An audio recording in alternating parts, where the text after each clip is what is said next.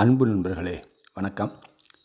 இன்றைக்கு நம்ம பார்க்க இருக்கிற ருப்ரிக் ஆன்சைட்டி செடென்ட்ரி லைஃப் ஃப்ரம். இது எப்படி படிக்கலாம்னா ஆன்சைட்டி ஃப்ரம் செடென்ட்ரி லைஃப் அப்படின்னு படிக்கலாம். ஆன்சைட்டினா நமக்கு தெரிஞ்சது தான், ஒரு பதற்றம், ஒரு கவலை. செடென்ட்ரி அப்படிங்கிற வார்த்தைக்கு தான் நமக்கு அர்த்தம் தெரியணும். செடென்ட்ரினா உடல் உழைப்பில்லாத, உட்கார்ந்தே செய்கின்ற அப்படிங்கிற மாதிரி மீனிங் வரும். அதாவது அவங்க செட்டில்டு, அதிகமாக மூமெண்ட் இல்லை அப்படிங்கிற மாதிரி கூட மீனிங் வரும்.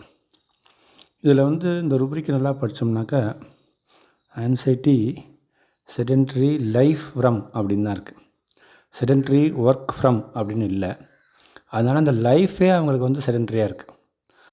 அதாவது அவங்க லைஃப்பில் அவங்க அதிகமாக உடல் உழைப்பு இல்லாமல் இருக்காங்க.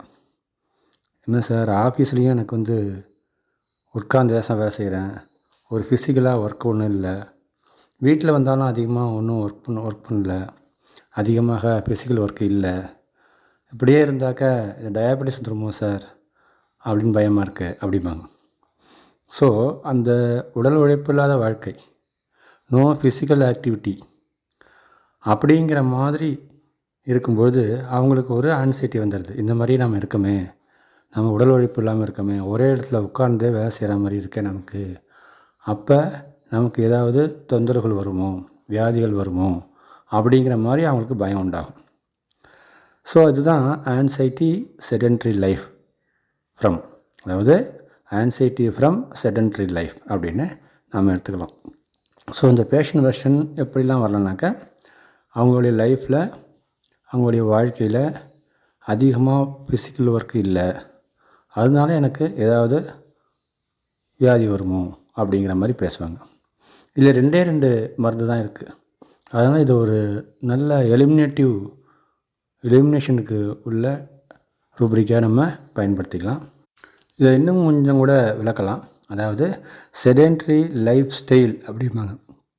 அதாவது ஒரு மாதிரி ஒயிட் காலர் ஜாப், எந்த விதமான ஃபிசிக்கல் ஒர்க்கும் இல்லாமல் ஆஃபீஸில் உட்காந்தபடியே வேலை பார்க்குற ஜாப்.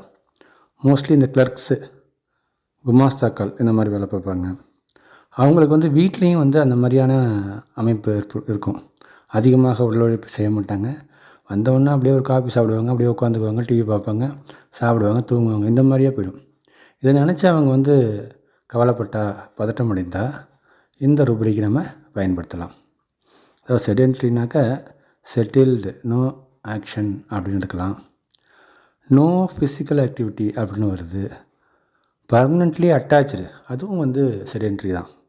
ஏதோ ஒரு குறிப்பிட்ட வேலைகள் மட்டும் தொடர்ந்து செய்கிற மாதிரி இருக்குது, ஒரு ஸ்டீரியோ டைப்பாக செஞ்சிட்ருக்கேன் சார் அப்படிங்கிற மாதிரி சொன்னாக்கா, அந்த இடத்துலையும் ஆன்சைட்டி செடென்ட்ரி லைஃப் ஃப்ரம் அப்படின்னு எடுத்துக்கலாம். ஒரே மாதிரி ஒர்க்கு, வேறு ஒன்றுமே இல்லை, திரும்பி ஒரே மாதிரி வாழ்க்கை அப்படிங்கிற மாதிரி இருந்தாலும் இந்த ரூப்ரிக்கை நம்ம பயன்படுத்தலாம். ஓகேயா?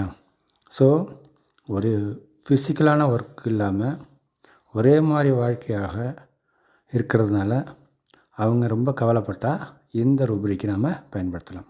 அதாவது ஆன்சைட்டி ஃப்ரம் செடென்ட்ரி லைஃப் அப்படிங்கிற ரூப்ரிக். நன்றி, வணக்கம், மீண்டும் சந்திப்போம்.